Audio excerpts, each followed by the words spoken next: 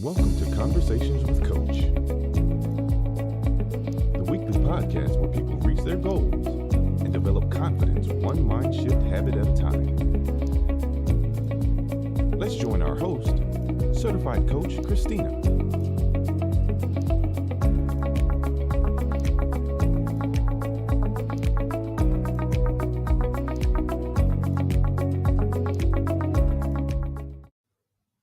Hello. Welcome to another episode of Conversations with Coach. I am your host, Certified Mindset and Confidence Coach, Christina Calloway. I work with athletes, I work with parents, I work with coaches, and I help them to develop the confidence they need to achieve their goals both on and off the field of play. I am super excited that you are joining me here for this episode of Conversations with Coach. And on this episode, we are going to be talking about a subject that some of you may find yourself in the space. And if you're not, you may find yourself in the space maybe in the not so distant future. And what is that subject? It's the role of caregiving. And I know for me and my siblings, we are fortunate enough to have both of our parents still with us. And our mom is doing great. She is able to go on her cruises and she's enjoying life while she ages. Our father, on the other hand, he was diagnosed with dementia probably maybe 5 years ago. And as you may know, with that Alzheimer's or dementia, it is progressive. And if you are a person who likes to give to causes, I encourage you to donate to the Alzheimer's Association, because I'm just a firm believer that one day that they will discover a cure for this disease. I want to share some interesting facts with you as it relates to the role of caregiving. 1 in 5 caregivers say they provide care on a daily basis. And many are also juggling their own jobs with their caregiving responsibilities. 6 in 10, that's 61% of caregivers are employed, including nearly half of who work full time. 2 adults ages 45, 2 adults, and they're in this age group of 45 to 64, are the most likely to be caregivers. Well, my guest today is very familiar with this space of caregiving. And she finds herself in this space of caregiving because she has a mother who is also, like my father, experiencing and suffering from Alzheimer's. I want to share a little bit about my guest. Her name is Jane Bishop, and she is a self-proclaimed unplanned entrepreneur that founded Take the Next Step. And her mission in that is to empower others to go for their it.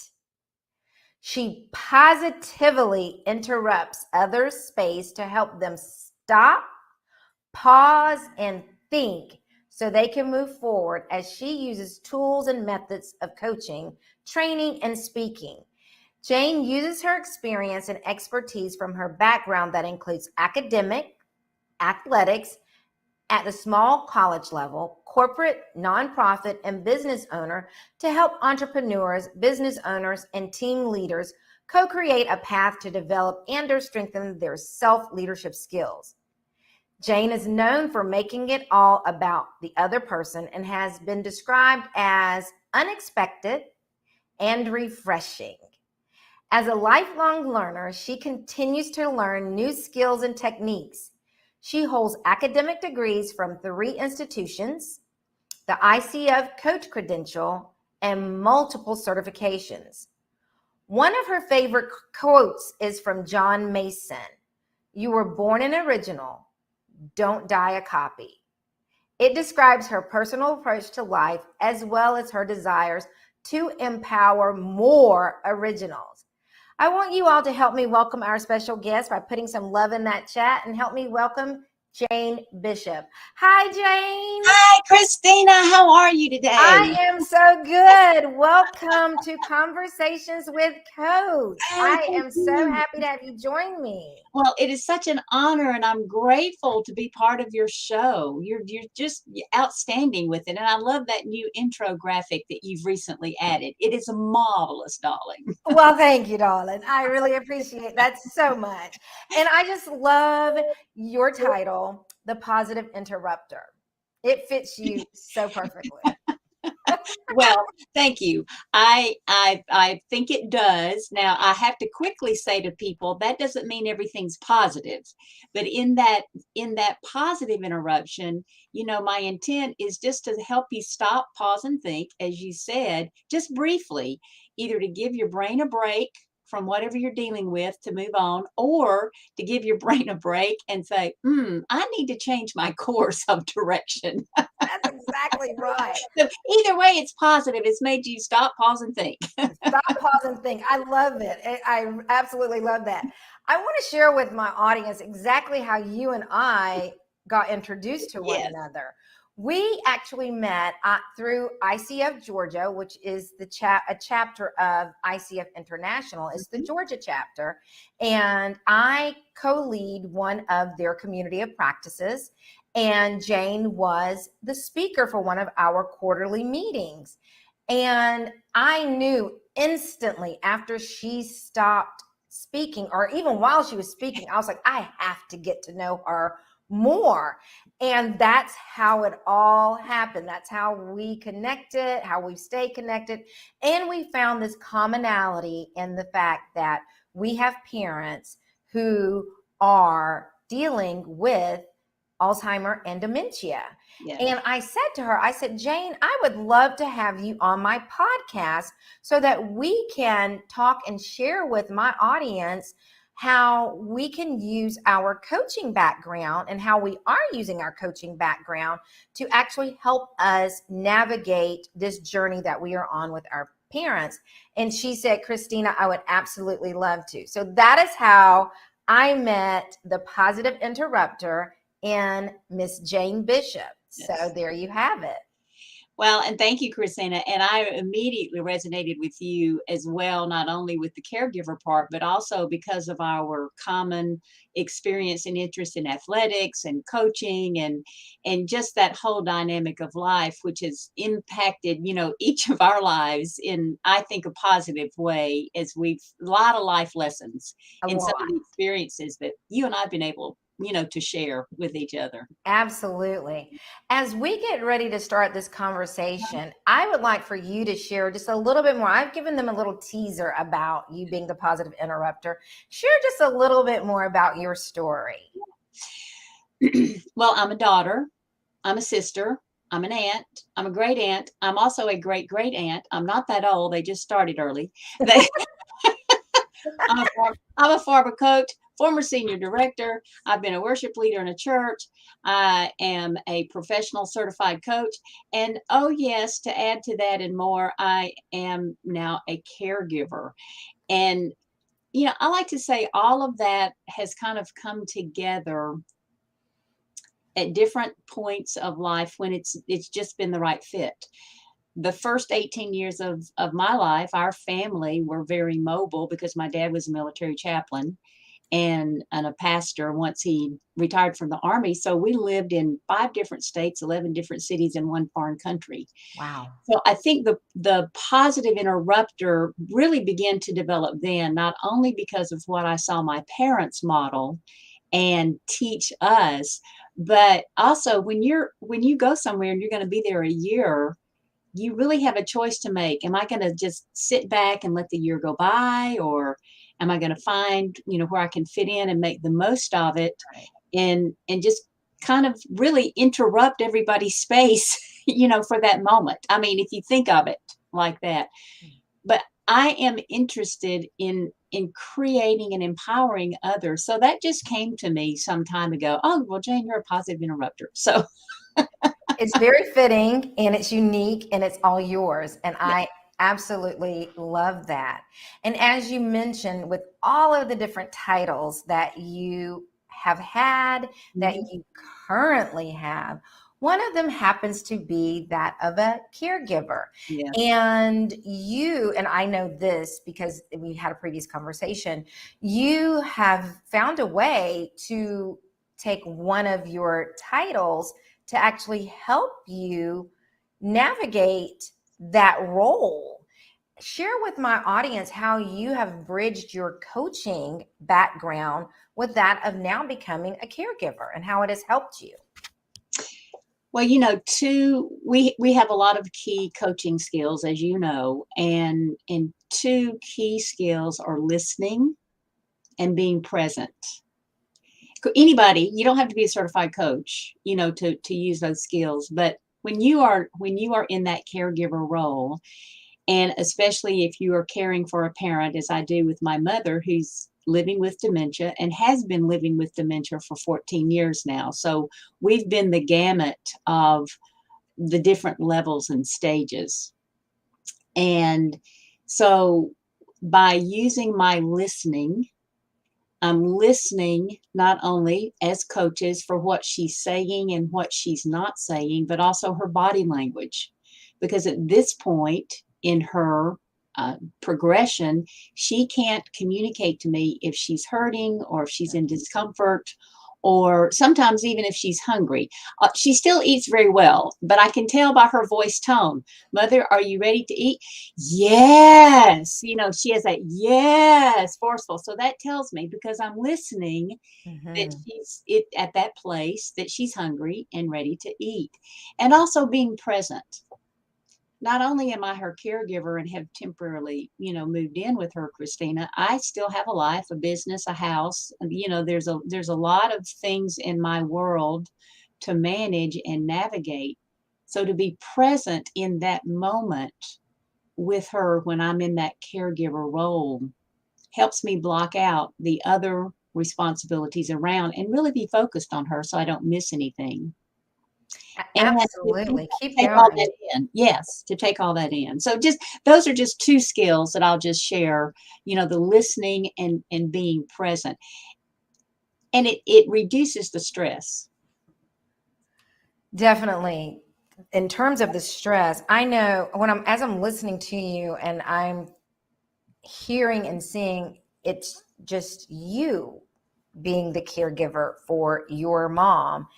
It's me and my other three siblings that are doing it for my dad. And I know that there are moments when there is complete overwhelm, depending, as you said, depending on the mood that he may be in. Right. And one thing that may have worked just a day ago is not going to work that particular day. Or an hour ago. Or an hour ago. It may not work. It just may be that particular thing that Right. sets them off. And so to that point, using the tools that are available to us as coaches that maybe some of the listening audience may not be aware of, but they find themselves in the role of caregiver and they are frustrated in terms of, I want to help, but it seems like I'm not helping. Right. What do you have to say to that listener?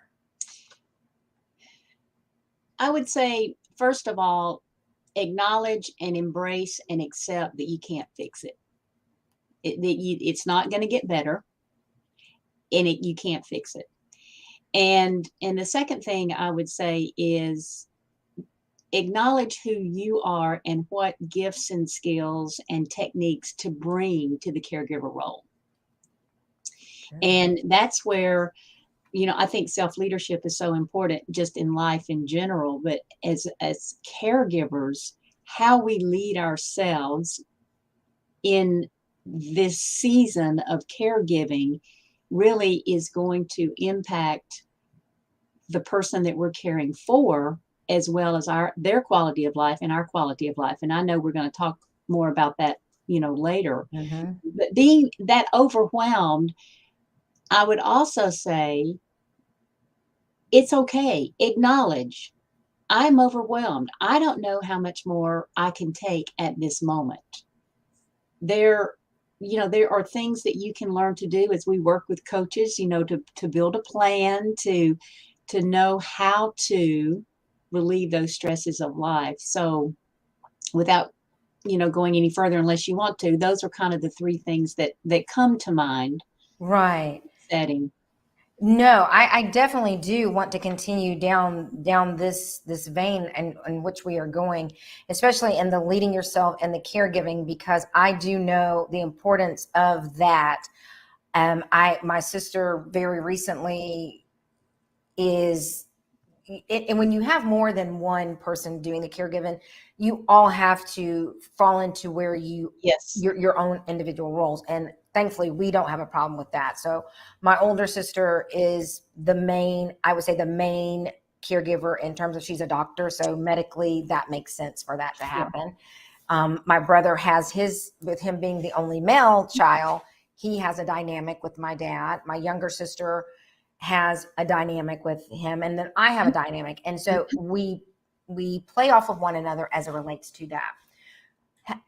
Having said that, though, there is going to always be just that one person who still feels the brunt of it, such as yourself. You are the only person. Right. She took a respite. She needed to replenish. You're a doctor, you're pouring out to your patients, you're pouring out to your father who you care for on a daily basis, such as yourself. Talk about that leading self and caregiving, how important that is. Huge. I mean, it is. Unless there is a finite, somewhat medical situation in caregiving that has a more of an end time or a finish line than dementia, you don't know how long you're going to be. It's a marathon, as you know, Christina.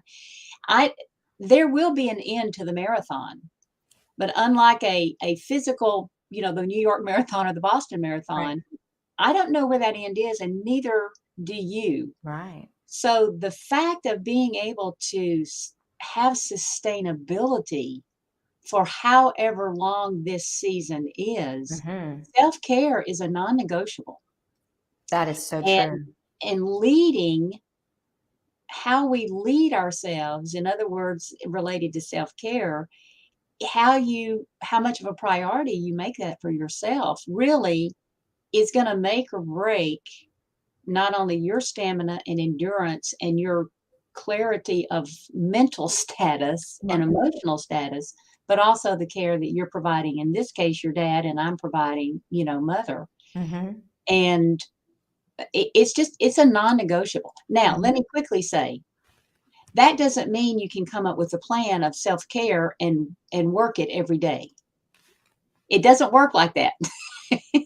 You have a plan, a framework, and then you adapt and you flex as need to. The non-negotiable part comes in. What is your self-care component every day? Is it a 10-minute block of time? Or is it a 1-hour workout? Or is it a 30-minute where you get a chance to be away and go off? I have a few hours every day because I have help. I have a caregiver. And I make the most of those hours as possible, as you can imagine, for a lot of different reasons. But there's an element of self-care in every day that I do. And sometimes it's taking 30 minutes at night and just vegging in front of the TV. Right. Exactly. The key is have things that you can pull from, much like a coach on a field in a game of football when they call an audible. Okay, the play you've called is not going to work. You've got to call an audible. Right. You got to call the audible. That's exactly right. Jane, it's one thing to have that framework. It's one thing to have that plan for the self-care. Then there's that little old thing that's sitting over there on the side that's called guilt. And feeling like I shouldn't be doing this because I should be doing that. And we know the weight that brings with it. Talk to the viewing audience about that and how to deal with that, because that is a real thing. I would imagine that you deal with this with your clients as I do with mine, because it's all a lot of it's around mindset. Mm-hmm. Mindset is key in everything we do. You know that. That's your expertise. You've learned that at the level of gymnastics that you achieved, and all of your great background and your wisdom and experience. I think people underestimate the power of mindset. Way more than they need to. This this is old, but I'll say it anyway. The only person that can make you guilty is yourself. That's it. And there's research and that can back that up, which I don't have at my fingertips. But if you think about it, who's telling you? Who's telling you that you're guilty? Who's telling you that you ought to feel guilty? You are. It's that whole self-sabotage, that whole, Yeah. oh, I'm not good. That all of those self-talk conversations. So as Mm-hmm. a caregiver, if you are prone to that in your natural personality anyway, that's an area you can work on. Good. You can have a replacement. When you find yourself in that negative self-talk, stop, pause, and think, and positively interrupt yourself, and Mm-hmm. take a quick review and assessment and redirect. Absolutely. I know when we first got the diagnosis and his dementia was not at the level that it is now, our main thing was making sure that there were services, resources available to us and those things out there. And you mentioned that you actually have someone that comes in and provides additional care support for you to help with and it's funny to think about, or maybe not funny, but maybe some people don't think the caregiver needs a caregiver. Because that is one of the things that you have in place so that you can put in these essentials so that you are leading yourself in a way that you can be there fully for the person that you are caregiving. So I hope that my audience is taking what we are sharing with you and you're really listening to it, because caregiving is not for the faint of heart. It is very grueling. It is a full-time job. And you also heard in the statistics that I mentioned at the very beginning, at the very top of the episode, that there is 61% of adults who are doing caregiving on top of their full-time. So that means they have 2 full-time jobs. And if we don't make leading ourselves and caregiving the priority, we will burn out. There is a part of caregiving that we don't like to talk about, we don't like to think about, and that's caregiving and grief. And I know you and I had a conversation about it prior to. A lot of times people associate the grief with at the end of what the dementia or the end of the Alzheimer's. There's actually the grief cycle happens during the different phases of the caregiving. Talk about your experience of that and how you have used the coaching techniques to actually help you get through that caregiving and grief. That's a great question and ask, Christina, because it's something that's not often talked about. And also, let me quickly say, you and I may be fortunate in the situations that we have with our caregiving. You've got sibling support. I have caregiver support, and I've been in this now for some time with both parents. Daddy didn't have dementia, but he had some other issues. Always in life, there's going to be grief points, and it's loss.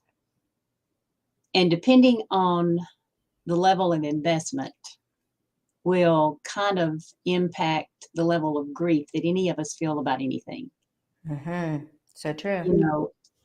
I lost a grandmother and a grandfather early in life. Well, I've lost all my grandparents, but specifically the 2 that I was closest to. Yes, that hurt, and there was a grief there. Totally different than when I lost one of my brothers a few years ago.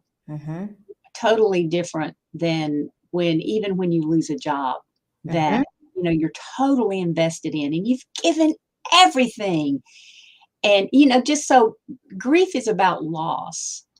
And part of the caregiver role is just being aware of that. There's no, this is how you ought to do it. This is the right way to do it. This is the wrong way to do it. It's acknowledging those emotions because our emotions are intended to give us data. Mm. We can understand our triggers Mm-hmm. so that we can self-lead ourselves effectively. I call it leading inside out. That's right.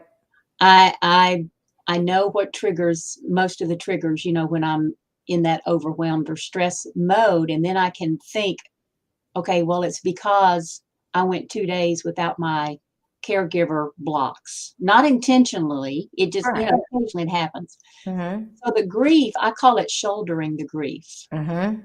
And I lost my dad in 2020. I lost, in essence, both parents at the same time, although my mother's physically here at the time that we're talking. Mm-hmm. And then Yeah. she continued to decline. So I use that roller coaster analogy in a lot of ways, but I'll use it in this case related to grief. People are thinking, now, how do you get grief in a roller coaster? Okay, just hang with me a moment. It'll all make sense. Do you like roller coasters, Christina? I did in my younger days. I haven't been on one in a while. Were you a hold the safety bar girl all the way through the ride, or were you a hands up release girl? Hands up. Okay, see, I'm more of a hold the bar, Okay. maybe one hand, but never been a. So everybody takes the roller coaster a different way with what works for them, Mm-hmm. and it also depends on the level of degree of what the roller coaster is. And I had my limits about what I'd ride.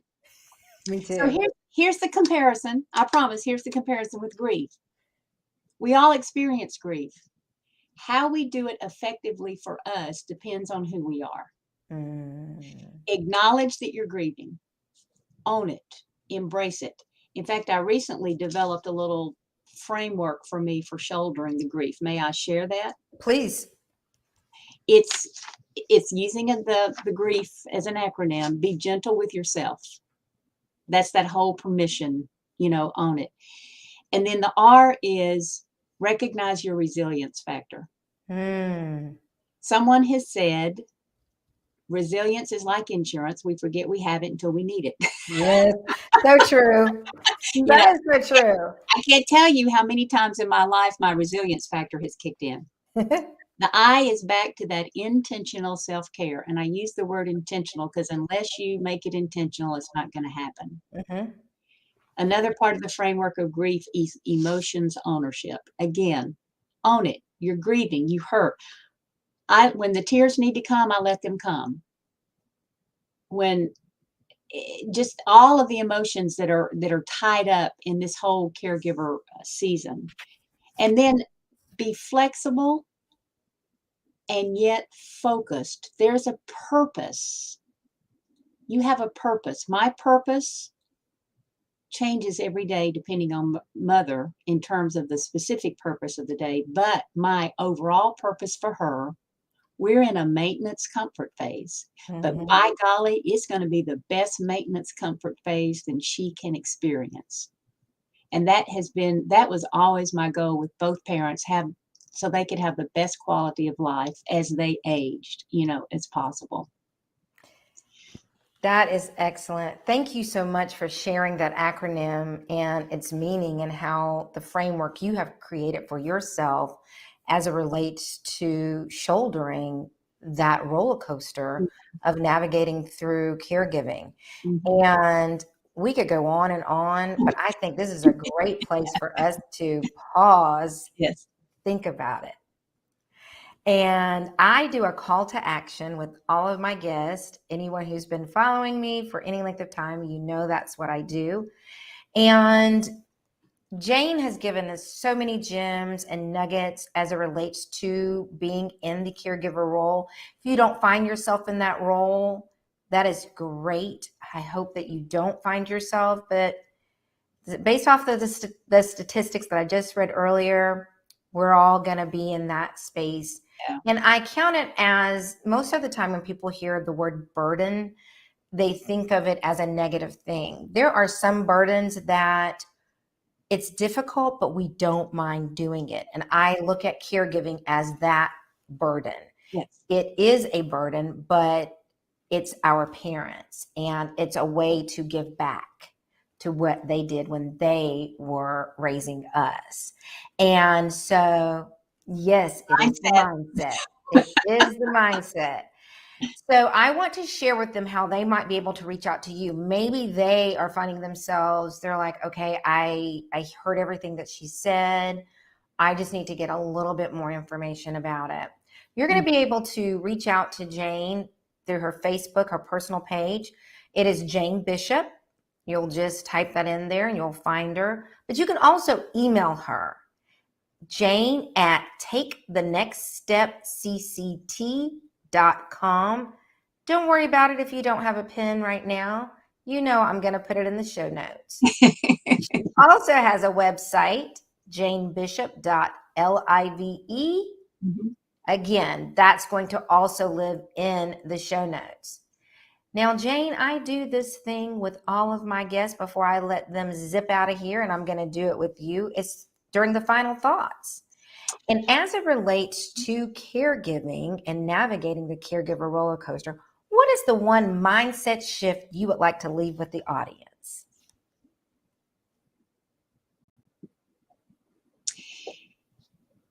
Give yourself permission to own your self-care and your self-leadership. Perfect. And with that, I thank you so very much for sharing this space with me, for sharing your experience, for sharing the journey that you are on currently with your mom. I wish you well with that. I also wish her comfort as she is on this very difficult journey. Mm-hmm. And I wish her peace as she's on this journey. I'm going to say goodbye to my audience, and then I'm going to be right back with you. Thank you, Christine. It was an honor and fun to have this conversation with you. I appreciate you. And there you have it. Another successful episode of Conversations with Coach.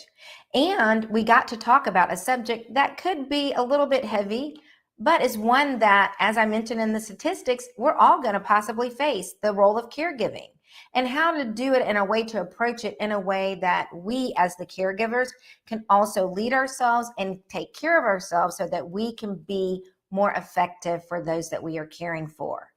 Well, you know what I'm going to do. You know how to find me on all of my social media because you already do. And I thank you so very much. Continue to share and reach out to me.